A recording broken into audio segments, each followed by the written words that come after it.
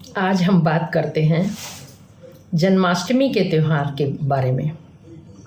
जन्माष्टमी का त्यौहार भगवान कृष्ण के जन्म की याद में मनाया जाता है। इस बार जन्माष्टमी का त्यौहार 26 अगस्त 2024 को सोमवार के दिन मनाया जाएगा। जन्माष्टमी का त्यौहार सिर्फ भारतवर्ष में ही नहीं, दुनिया के प्रायः सभी देशों में बहुत खुशी के साथ, हर्षोल्लास के साथ मनाया जाता है। यही वह एकमात्र जन्मदिन है जो सिर्फ भारत में नहीं, पूरे विश्व में सभी लोग इसको प्रायः मनाते हैं।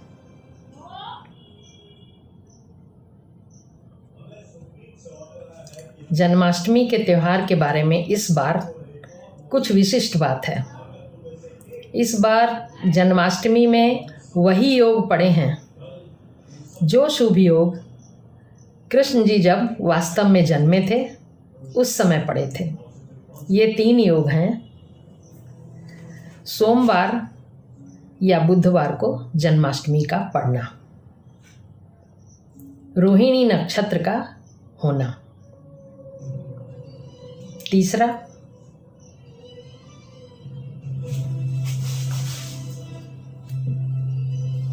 चंद्रमा का वृषभ राशि में होना। ये तीनों शुभ योग तब भी पड़े थे जब कृष्ण भगवान इस धरती पर अवतरित हुए थे, और इस बार भी ये तीनों योग ही पड़ रहे हैं। ये बहुत खुशी की बात है। इस बार 5251वां जन्मोत्सव हम मनाने जाएंगे।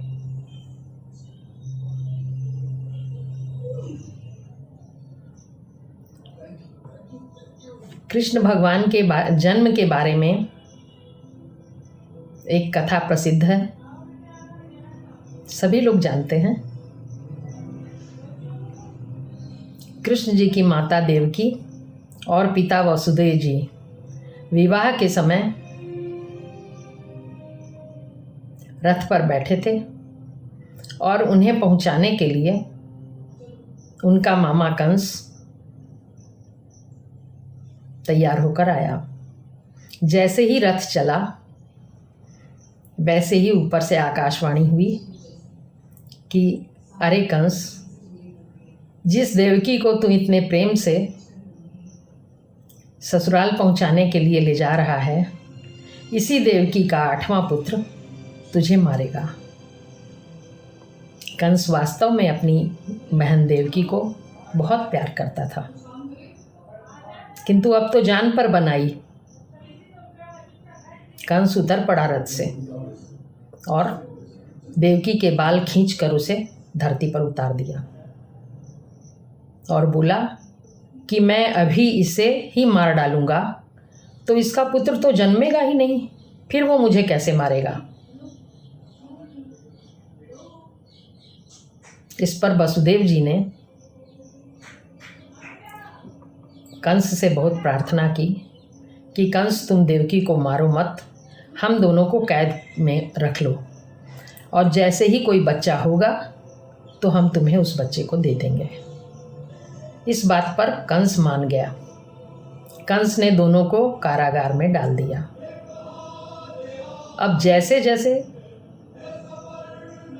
बच्चे होते थे, कंस उस बच्चे को छीनकर ले जाता और पत्थर पर पटक कर मार देता।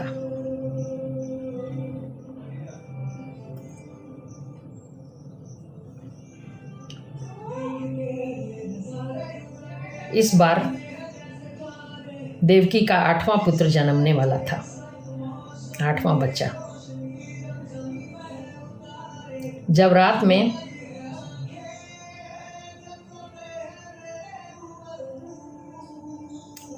कृष्ण भगवान का जन्म हुआ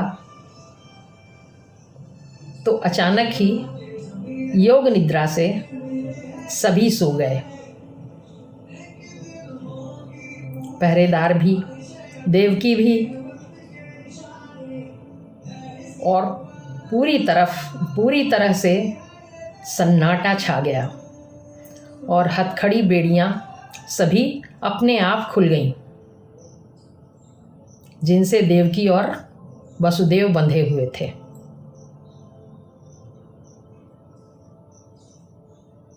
अब वसुदेव जी को अचानक ही दिमाग में कुछ विचार आया। वसुदेव जी ने एक छोटी डलिया में बाल कृष्ण को लेटा दिया और उठाकर उसकी रक्षा के लिए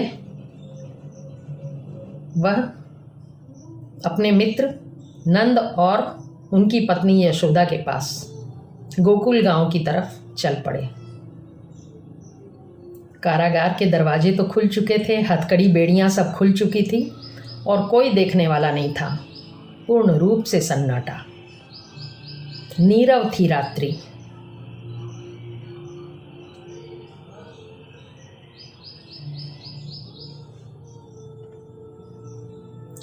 ये कृष्ण पक्ष में पड़ती है जन्माष्टमी, रातें अंधेरी होती हैं। भादो मास की कृष्ण पक्ष की अष्टमी तिथि को बाल कृष्ण का जन्म हुआ था। वो जा रहे थे वसुदेव जी, मार्ग में यमुना पड़ी। यमुना की उत्ताल तरंगे भगवान कृष्ण के चरणों को छूना चाहती थी, उछल रही थी लहरें। और डलिया में जो बच्चे के पैर बाहर थोड़े निकले हुए थे, उन्हीं को जब छूकर लहरें आ गईं तो यमुना जी शांत हो गई। अब आराम से वसुदेव जी गोकुल गांव पहुंच गए। वहां जाकर उन्होंने देखा कि वहां भी सभी लोग सोए हुए हैं। वहां यशोदा जी को एक कन्या पैदा हुई है, कोई जगा हुआ नहीं है। उन्होंने उस कन्या को उठाकर अपनी डलिया में लिटा लिया और बाल कृष्ण को यशोदा मैया के बगल में लिटा दिया। वहाँ से चल पड़े। वसुदेव जी का बाहर जाना और इधर असीम प्रकाश हो गया।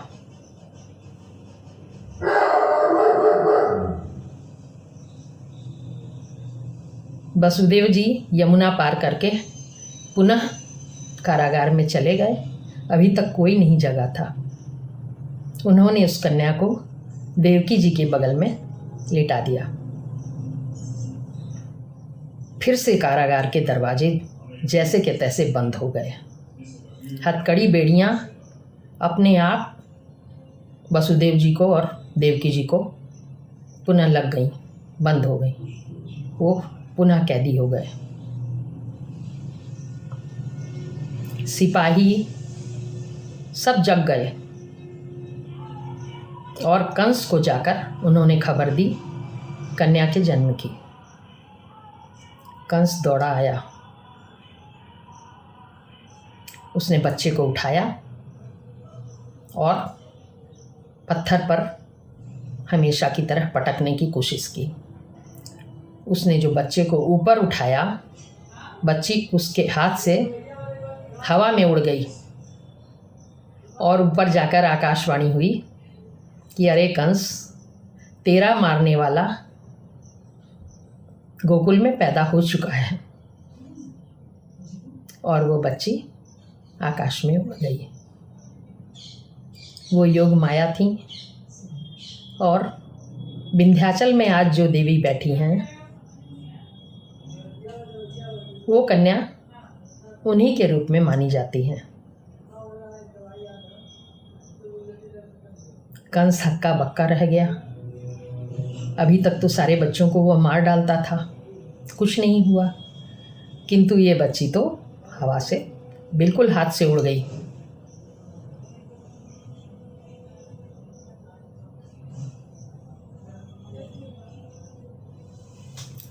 इधर कंस भगवान कृष्ण को यानी द्रौपदी के 8वें पुत्र को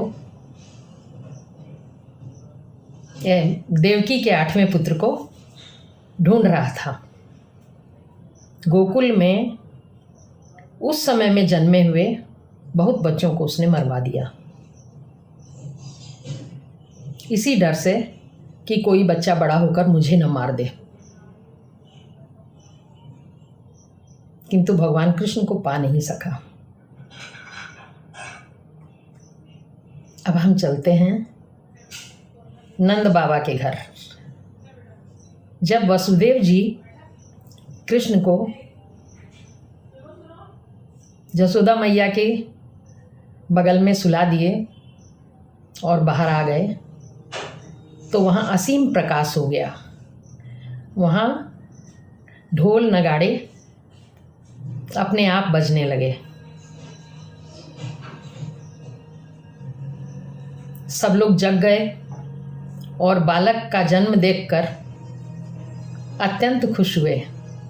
अपार खुशियाँ नंद बाबा के महल में फैल गई। जो खुशियाँ नंद बाबा के यहाँ मनी, उन्हीं खुशियों की याद में हम कृष्ण भगवान का जन्मोत्सव मनाते हैं। नंद बाबा ने दूसरे दिन इतनी दान दक्षिणा दी गोकुल में कि जिसकी कोई गणना नहीं, क्योंकि पुत्र जन्मा था। नंद जी और यशोदा जी अपार खुशी में डूबे हुए थे।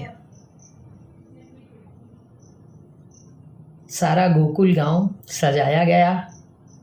आनंद ही आनंद, उत्सव ही उत्सव, क्योंकि लाला ने जन्म लिया था।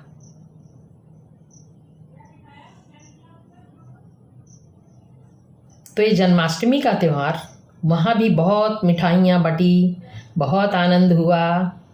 नंद बाबा ने बहुत स्वर्ण दान दिया, क्योंकि खुशियाँ इतनी थी उनके दिल में कि जिसकी कोई गणना नहीं की जा सकती। एक पुत्र जब जन्म लेता है पिता के पास, तो पिता कितना खुशी रहता है, इसका कोई हिसाब नहीं होता। तो जन्माष्टमी उसी खुशियों को याद करके मनाई जाती है। पूरे देश में, हर राज्य में, हर व्यक्ति आज के दिन खुश रहता है, क्योंकि कृष्ण का जन्म यानी बाल कन्हैया का जन्म, यानी हमारे लाला का जन्म।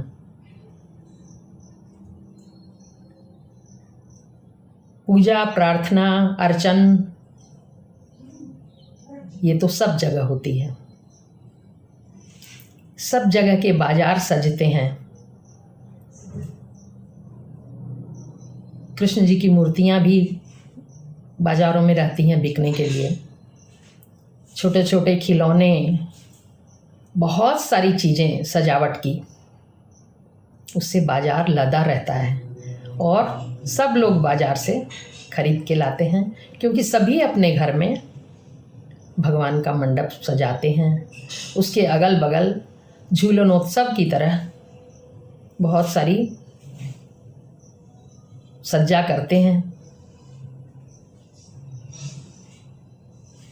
किंतु ये सारी चीज़ें एक जैसी होती हैं। हर जगह भगवान के भजन गाए जाते हैं, मंदिरों में उत्सव होता है, प्रसाद बनता है, प्रसाद बांटा जाता है। उसके बावजूद भी हर जगह कुछ न कुछ अलग विशेष रूप से होता है।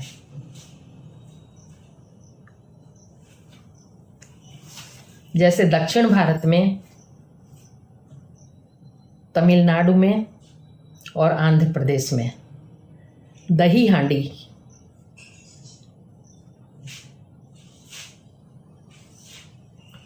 ये एक उत्सव होता है जिसमें एक हांडी में बहुत सारी मिठाइयाँ और दही का बर्तन रख के पूरा भर कर और मानव पिरामिड ऊपर टांग दिया जाता है इस हांडी को, और युवक मानव पिरामिड बनाकर एक पर एक,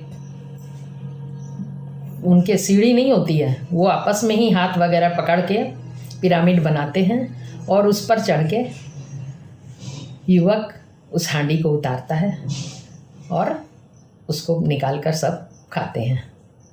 ये दही हांडी की परंपरा ये होती है तमिलनाडु और आंध्र प्रदेश में। उत्तर प्रदेश में, बिहार में मटकी फोड़ने की परंपरा है। ये भी कुछ दही हांडी की तरह ही है। तो इसमें मटकी को फोड़ दिया जाता है। मटकी में बहुत सारी मिठाइयाँ वगैरह भर के और टांग दिया जाता है, और कुछ लोग उसको बचाते हैं, कुछ उसे फोड़ने पर लगे रहते हैं और फोड़ देते हैं, तो फिर सब लोग लूट लेते हैं उसको। पंजाब और हरियाणा में एक विशेष प्रकार की खिचड़ी बनती है जो मंदिरों में भक्तों को भोग के रूप में, प्रसाद के रूप में दी जाती है। ये सब थोड़ा थोड़ा अलग है। दक्षिण भारत में कर्नाटक और तमिलनाडु में हाथियों और घोड़ों की सज्जा होती है, रेशमी वस्त्रों से, फूलों से और गहनों से खूब सजाया जाता है हाथियों को और घोड़ों को, और फिर उनकी परेड होती है। राजस्थान में भजन संध्या होती है। मंदिरों में कृष्ण जी के खूब भजन गाए जाते हैं। भजनों की महफिल जुड़ती है और बहुत लोग भजन गाते भी हैं और सुनते भी हैं। ये एक विशेषता है। बाकी पूजा अर्चन वगैरह, प्रसाद वगैरह सब कुछ वैसे ही होता है। सभी लोग उपवास करते हैं प्रायः। दक्षिण भारत के कई हिस्सों में, तमिलनाडु और आंध्र प्रदेश में लड्डू, उत्तपम, वड़ा वगैरह कृष्ण भगवान के प्रसाद के रूप में बनता है और बांटा जाता है। तमिलनाडु में कोलम चावल का एक घोल होता है, चावल के आटे का, उससे फर्श को सजाया जाता है। जम्मू में छतों पर पतंग उड़ाई जाती है। ये एक अलग है जम्मू का। मणिपुर में उपवास किया जाता है, शास्त्रों का पाठ किया जाता है और कृष्ण जी की प्रार्थना की जाती है। मितेई वैष्णव समुदाय में बच्चे लिकोल,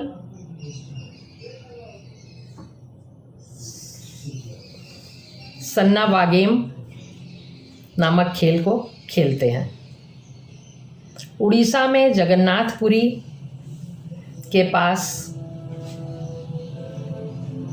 और पश्चिम बंगाल में नवद्वीप में कृष्ण जयंती के रूप में इस त्यौहार को मनाया जाता है। और भागवत पुराण के 10वें अध्याय का पाठ किया जाता है, जिसमें प्रायः कृष्ण लीलाओं का वर्णन है।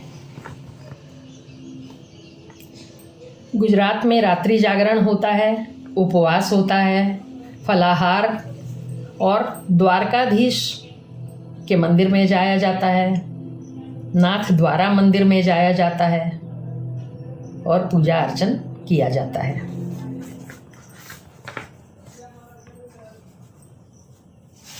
नेपाल, बांग्लादेश, फिजी, फ्रांसीसी द्वीप, रीयूनियन के मालाबारों में, एरिज़ोना, सूरीनाम, संयुक्त राज्य अमेरिका में और भी प्रायः सभी देशों में इस त्यौहार को मनाया जाता है।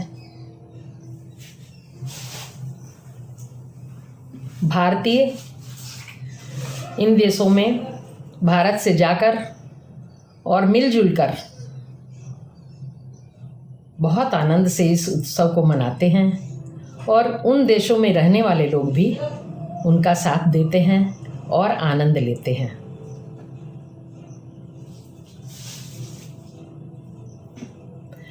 कृष्ण जी को समर्पित लोकप्रिय दक्षिण भारतीय मंदिर हैं 4। तिरुवरूर जिले के मन्नारगुडी में राजगोपाला स्वामी मंदिर। दूसरा, कांचीपुरम में पांडव धूथर मंदिर, उडुपी में कृष्ण मंदिर, गुरुवायूर में श्री कृष्ण मंदिर। ये 4 मंदिर दक्षिण में कृष्ण भगवान को समर्पित हैं। प्रभुपाद स्वामी ने और चैतन्य महाप्रभु ने विश्व के अन्य देशों में कृष्ण भक्ति को फैलाया और ये उत्कृष्ट काम उन लोगों ने किया। ये तो मैंने बताया आपको कि भारत के अन्य देशों में क्या क्या विशेषता है। पूजा अर्चन, उपवास, रात्रि जागरण, कृष्ण जी की प्रार्थना, कृष्ण स्तोत्र का पाठ, भजन संध्या प्राय सभी जगह होती है और सभी आनंदोत्सव मनाते हैं, किंतु सब जगह थोड़ा थोड़ा फर्क है। उस फर्क को मैंने आपको बताया। अब मैं बताती हूँ कि हमारे वाराणसी में जन्माष्टमी को कैसे मनाया जाता है। वाराणसी में उपवास किया जाता है दिन भर, लेकिन कैसा उपवास? भूखे रहने का नहीं। कृष्ण जी का जन्म होने वाला है, अत्यंत खुशी की बात है, इसके लिए भूखे रहने का नहीं। बहुत तरह की मिठाइयाँ बनती है, बहुत सारे मेवों से अलग अलग बर्फियाँ बनती हैं, पूरा दिन लग जाता है। नारियल की बर्फ़ी, खरबूजे के बीज की बर्फ़ी, चिरौंजी की बर्फ़ी, गोंद की बर्फ़ी, मूंगफली की बर्फ़ी, पोस्ते की बर्फ़ी, रामदाने की बर्फ़ी, मखाने की बर्फ़ी,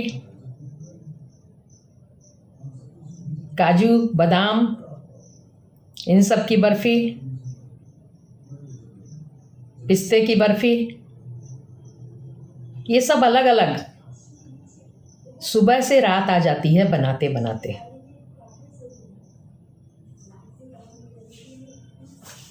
इसके अलावा जो हम जच्चा को यानी बच्चे की माँ को जो हम खाने के लिए देते हैं, वो अजवाइन की बर्फ़ी, धनिए की बर्फ़ी और जो तरल पदार्थ, पेय पदार्थ जो जच्चा को दिया जाता है, वो भी बनाकर भोग लगाया जाता है। क्योंकि बाकी बर्फ़ियाँ तो बाल कृष्ण के लिए और मैया जसोदा को, ये सब चीज़ें जो जच्चा को दी जाती हैं, ये सब कुछ बनाया जाता है।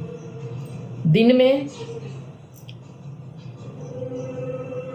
फल, मिठाई,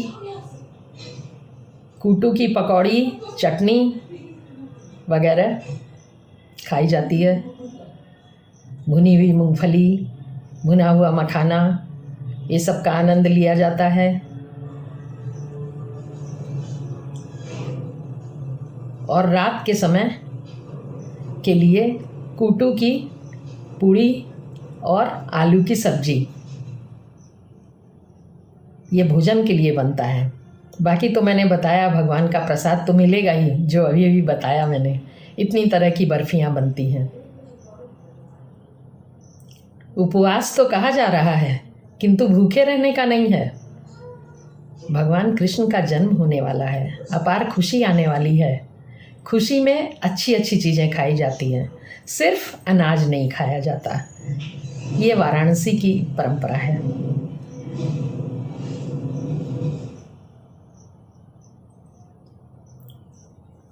शाम होने पर एक बड़े से खीरे को, एक खीरे में एक चौकोर टुकड़ा काटा जाता है, भीतर से जगह खाली कर लेते हैं और उसमें ठाकुर जी को खीरे में लेटा देते हैं और ऊपर से फिर बंद कर देते हैं। ये खीरा क्या हुआ? ये यशोदा मैया का पेट। अब खूब सुंदर कुंज सजाया जाता है, तरह तरह के पत्तों से, फूलों की डालियों से, तुलसी की मालाओं से, फूलों वाले पौधों की डालियों से, करौंदों के झाड़ से, आम के पत्तों से खूब सुंदर कुंज सजाया जाता है और उसमें एक झूला रखा जाता है। और इस मंडप के अगल बगल, जैसे झूलनोत्सव में सावन में हम लोग खूब सजावट करते हैं, वो सारी सजावट फर्श पर भी की जाती है। छोटे छोटे खिलौने बच्चे जो खरीद के लाते हैं, खूब सुंदर सजता है। फूलों से, फूलों की मालाओं से पूरा मंडप सजा रहता है। जब रात के 12 बजते हैं तब खीरे में से भगवान को निकाला जाता है और खूब घंटा घड़ियाल बजता है। हो गया कृष्ण भगवान का जन्म। अब उन्हें चरणामृत से स्नान करा के, फिर गंगा जल से स्नान करा के, पोंछ के, सुंदर रेशमी वस्त्रों से लपेट कर बैठाया जाता है झूले में। कुछ आभूषण पहनाया जाता है और सभी भगवान को झूला झुलाते हैं। भगवान को भोग लगता है, आरती होती है।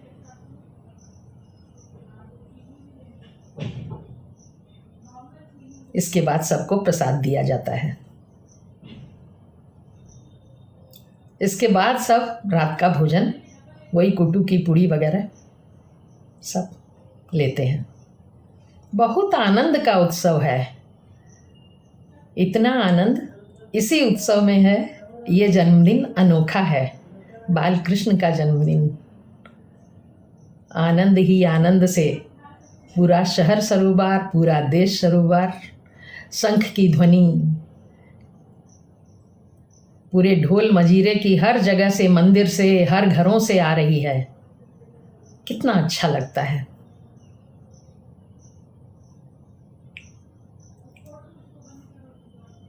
जन्माष्टमी का त्यौहार सोमवार को है। हम लोग सभी आनंद के साथ मनाएंगे। भगवान कृष्ण को नमन करते हैं हम लोग।